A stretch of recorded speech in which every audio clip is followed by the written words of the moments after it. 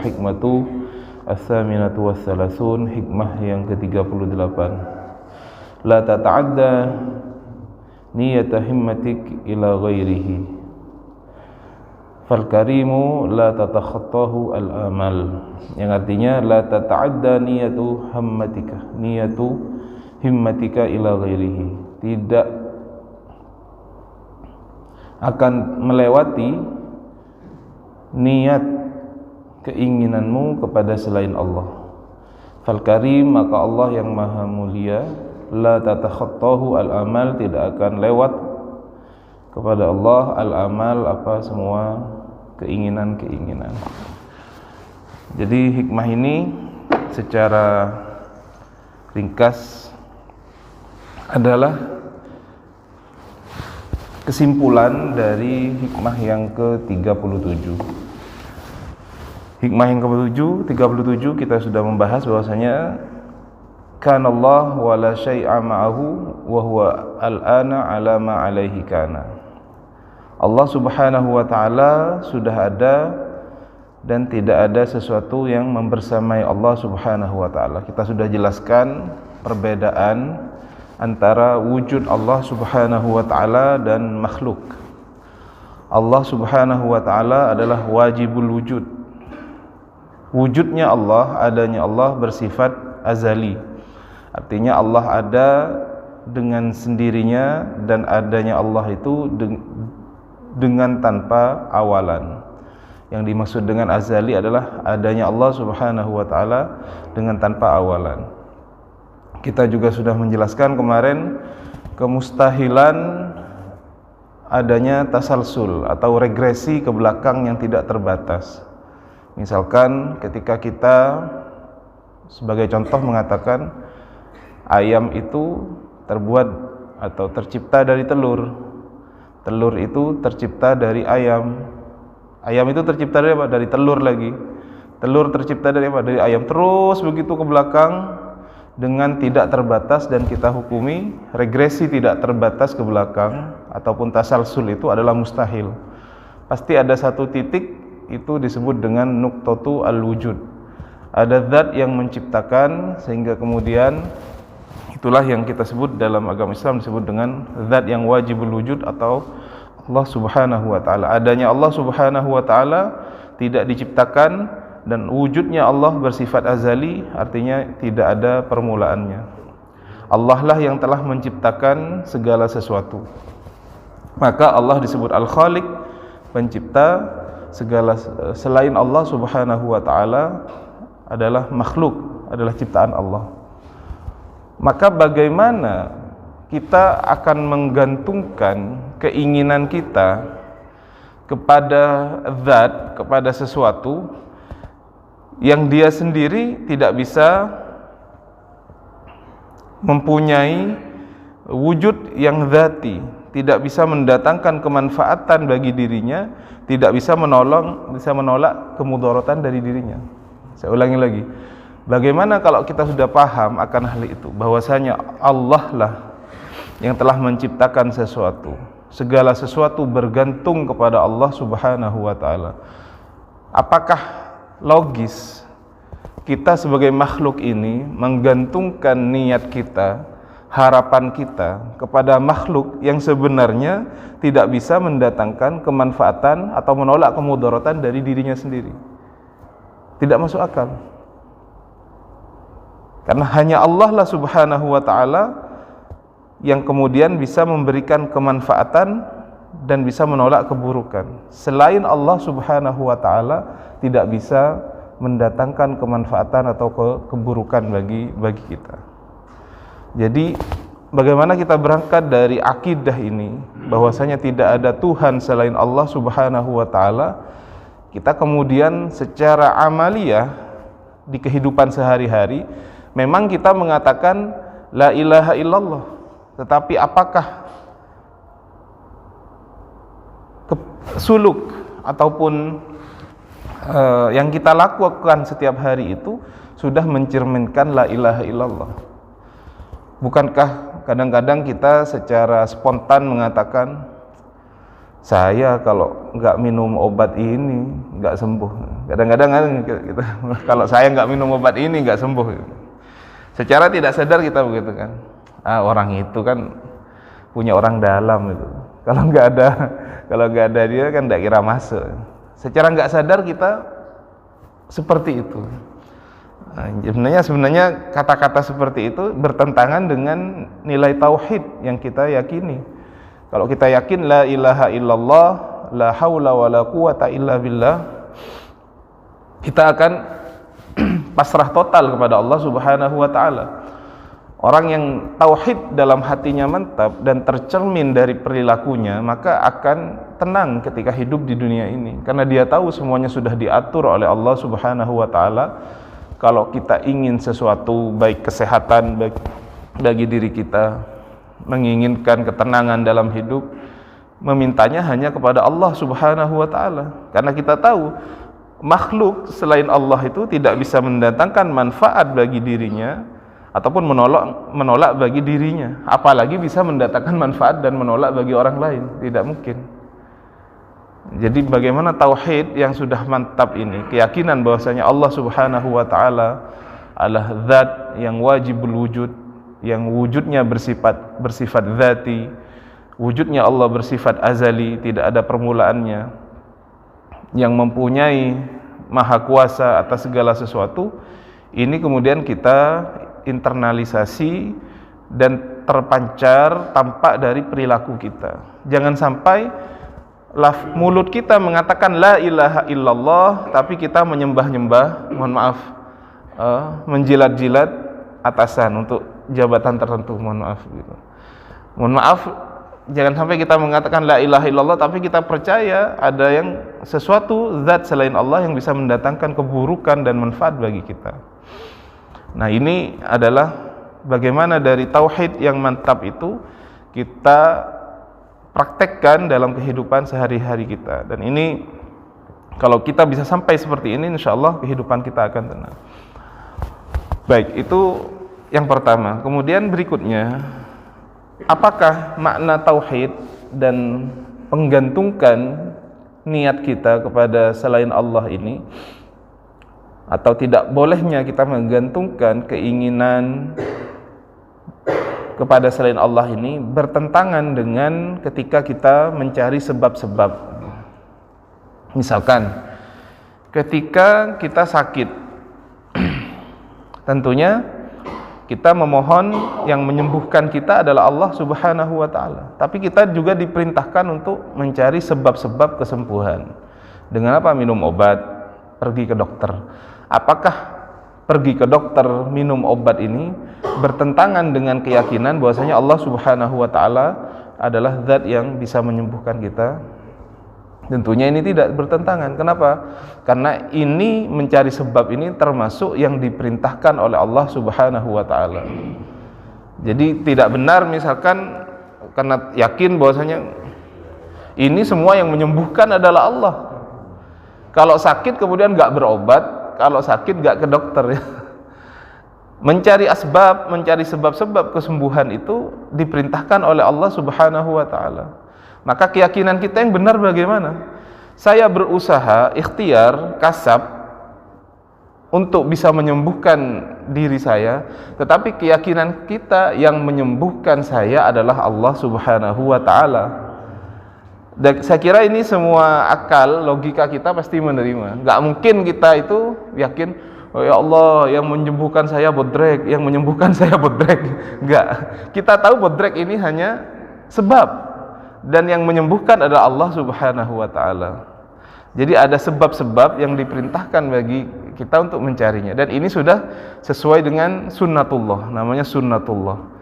Tapi bukan kemudian Allah menciptakan kekuatan, bodrek diberi kekuatan mandiri, terlepas dari kekuatan Allah. Misalkan begini, ini bodrek diberi kekuatan mandiri, setiap orang yang minum bodrek pasti sembuh. Enggak. Setiap orang yang minum bodrek kemudian dia berhubungan juga dengan takdir Allah. Ketika dia minum obat itu, Allah kemudian menyembuhkan orang itu. Allah kemudian menyembuhkan orang itu. Sama kemudian saat kita makan, ketika lapar, kita diperintahkan oleh Allah mencari sebab. di antaranya adalah makan.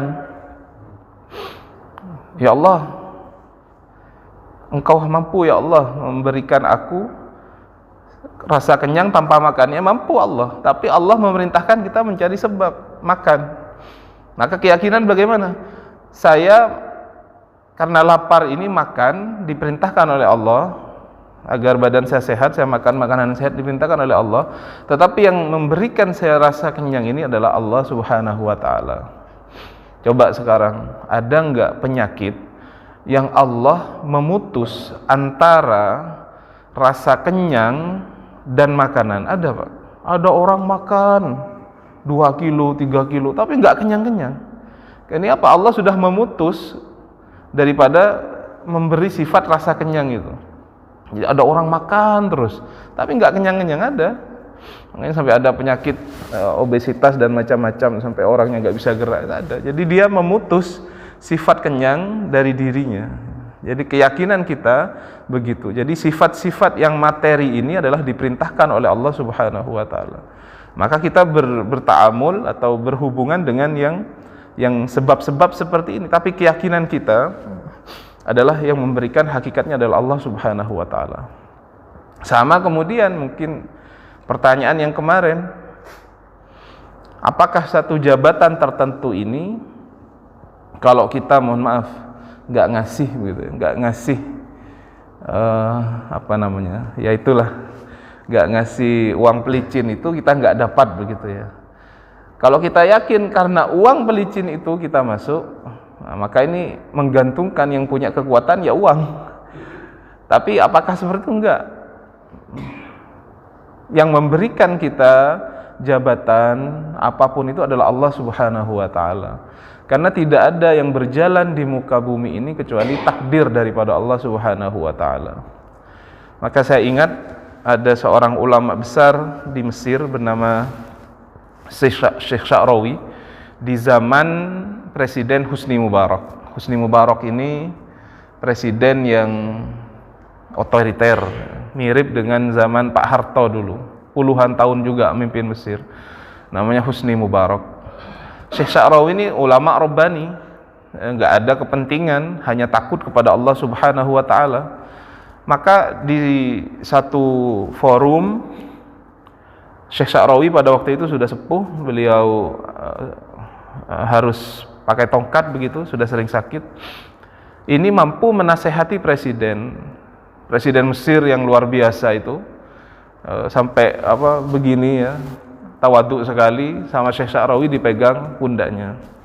Wahai presiden, ketahuilah bahwasanya tidak ada seseorang pun yang mampu menjadi penguasa di dunia ini kecuali dengan izin Allah Subhanahu wa ta'ala. Saya ulangi lagi, ini dikatakan, ketahuilah bahwasanya tidak ada satu orang pun yang mempunyai kekuasaan di buminya Allah kecuali atas izin Allah.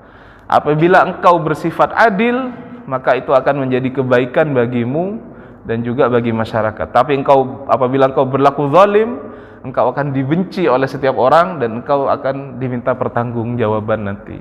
Ini kan ulama luar biasa. Kata-kata seperti itu keluar dari kejujuran, keluar dari hati yang takut kepada Allah Subhanahu wa ta'ala, yang enggak ngarep apa-apa.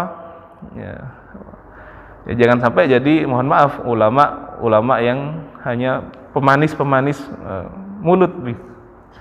Ini Syekh Sya'rawi rahimahullahu ta'ala. Jadi keyakinan bahwasanya Allah Subhanahu wa ta'ala tidak akan memberikan kekuasaan kepada seseorang di dunia ini kecuali atas izin Allah Subhanahu wa ta'ala. Nah, kemudian ada sebuah hadis dari baginda Rasulullah SAW yang menjelaskan hal ini.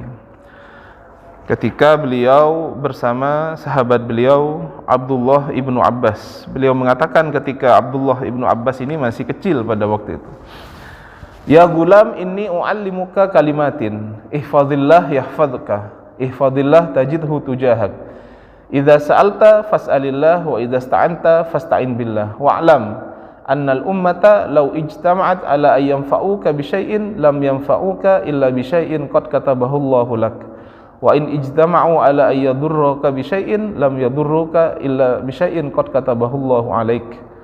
Rufi'atil aqlam wa jaffatil as-suhuf.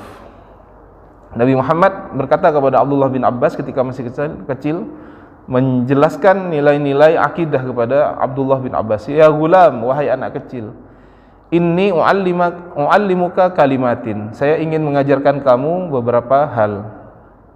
Ihfadillah yahfadka. Jagalah Allah, maka Allah akan menjagamu. Ihfadillah tajidhu tujahak. Jagalah Allah, maka kamu akan mendapati Allah menolongmu, ada di hadapanmu. Idza sa'alta fas'alillah. Apabila engkau meminta, mintalah kepada Allah Subhanahu wa taala.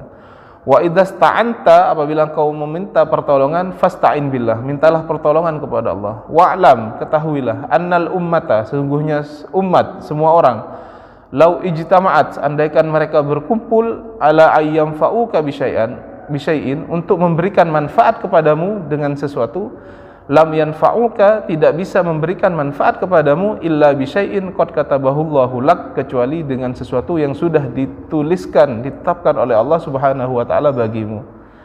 Wa in ijtama'u ala ayyadurruk, andaikan mereka berkumpul untuk memberikan mudarat kepadamu, bisyai'in, dengan sesuatu, lam yadurruk, tidak akan bisa memberikan kemudaratan bagimu illa bisyai'in qad katabahu Allahu 'alaik, kecuali dengan sesuatu yang sudah ditetapkan oleh Allah kepadamu. Rufi'atil aqlam, pena sudah terangkat, wajaffati suhuf, dan lembaran-lembaran sudah menjadi kering. Jadi dalam hadis ini Rasulullah mengajarkan kepada kita bahwasanya apabila kita menginginkan sesuatu, mintalah kepada Allah. Berlindung dari sesuatu, mintalah kepada Allah. Dan ketahuilah, andaikan semua orang itu berkumpul untuk memberikan satu manfaat kepada kita, itu tidak akan terjadi kecuali itu atas izin Allah Subhanahu wa taala. Andaikan mereka juga berkumpul untuk mendatangkan mudarat kepada kita, itu tidak akan terjadi kecuali itu atas izin Allah Subhanahu wa taala. Nah, jadi ini keyakinan kita. Nah, pertanyaannya sekarang, apa hukumnya kita bertawassul kepada baginda Nabi besar Muhammad sallallahu alaihi wasallam? Jadi di kita ada istilahnya tawassul. Tawassul itu kita memohon kepada Allah dengan kedudukan baginda Nabi besar Muhammad sallallahu alaihi wasallam. Misalkan kita berdoa, Allahumma inni atawassalu bijahi habibika wa nabiyika Muhammad sallallahu alaihi wasallam. Ya Allah, aku meminta kepadamu dengan wasilah kekasihmu Nabi Muhammad sallallahu alaihi wasallam. Apa hukumnya? Maka ulama mengatakan, hampir semua ulama berpendapat bahwasanya hukum bertawassul adalah boleh. Karena pada hakikatnya kita tidak meminta kepada Rasulullah sallallahu alaihi wasallam. Kita meminta kepada Allah tetapi melalui perantara Nabi besar Muhammad sallallahu alaihi wasallam. Tawassul. Jadi hati kita tidak meminta kepada Nabi Muhammad, tapi kita meminta kepada Allah dengan perantara kekasihnya, yaitu Nabi besar Muhammad sallallahu alaihi wasallam. Yang ini disebut dengan wasilah atau tawassul. Ini tidak berbeda ketika kita meminta kenyang kepada Allah, meminta rizki kepada Allah dengan pekerjaan yang kita lakukan. Kita ingin kenyang dengan makan. Ada sebab-sebab materi. Kita ingin sembuh, kita minum obat. Kita ingin meminta kepada Allah dengan perantara baginda Nabi besar Muhammad sallallahu alaihi wasallam. Maka ini tidak ada masalah. Bahkan ini termasuk cara untuk agar doa kita dikabulkan oleh Allah Subhanahu wa taala. Ya, logikanya begini Bapak-bapak, Ibu-ibu. Kita ingin meminta kepada katakanlah seorang penguasa begitu, seorang penguasa.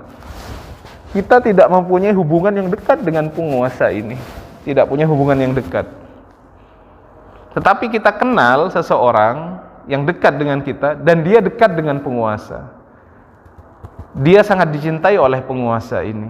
Semua keinginannya dikabulkan oleh penguasa ini.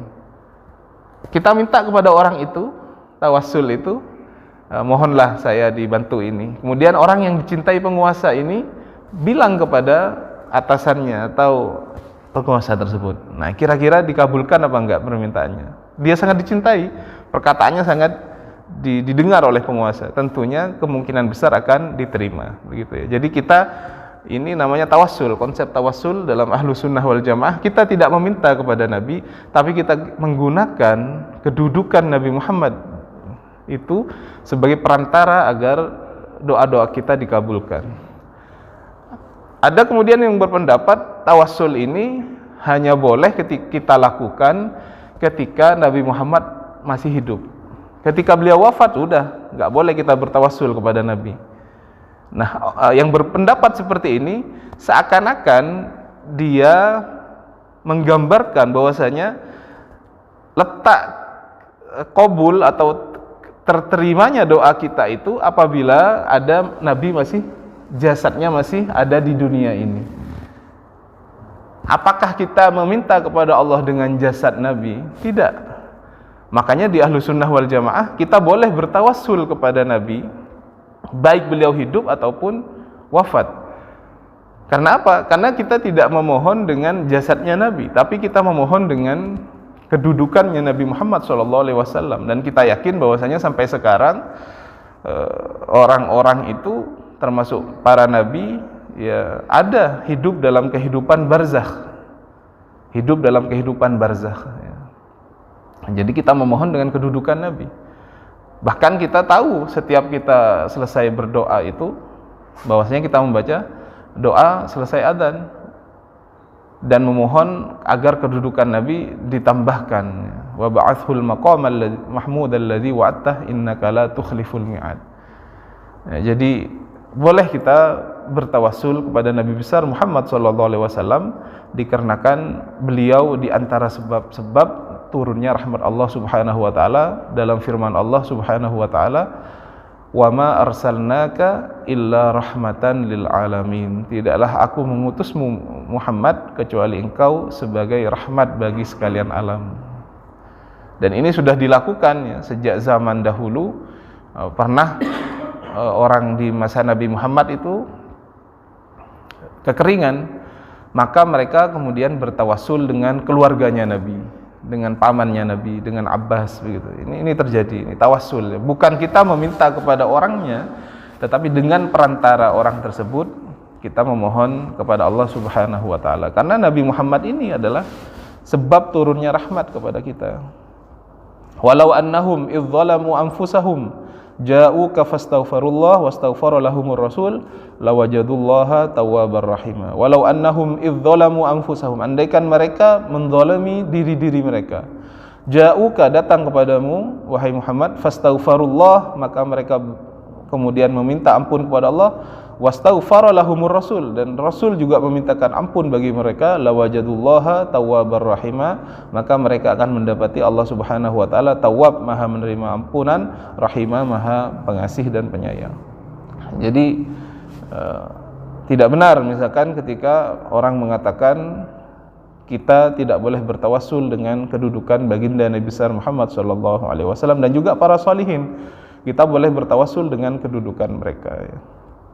Jadi hampir seluruh ulama memperbolehkan tawassul ini kecuali beberapa ulama-ulama, tapi hampir keseluruhan memperbolehkan kita bertawassul dengan baginda Nabi besar Muhammad SAW ataupun juga dengan para sholihin yang lain.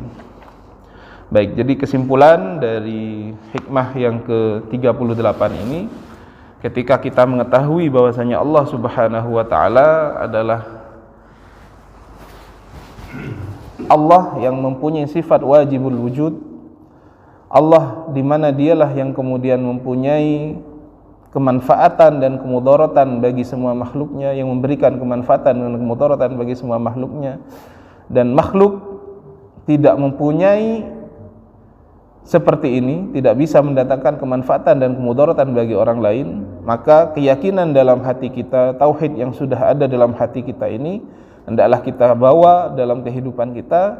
Janganlah kita kemudian menggantungkan niat kita, keinginan kita kepada selain Allah Subhanahu wa taala. Mari kita hanya meminta kepada Allah Subhanahu wa taala, namun juga diperbolehkan bagi kita untuk mencari sebab-sebab agar doa kita dikabulkan, seperti meminta dengan kedudukan baginda Nabi besar Muhammad SAW dan para sholihin. Demikian yang bisa saya sampaikan dari hikmah yang ke-38. Barangkali ada yang ditanyakan mengenai hikmah ke-38 ini, saya persilahkan, ataupun hal-hal lain yang di luar apa yang sudah saya jelaskan, saya persilahkan.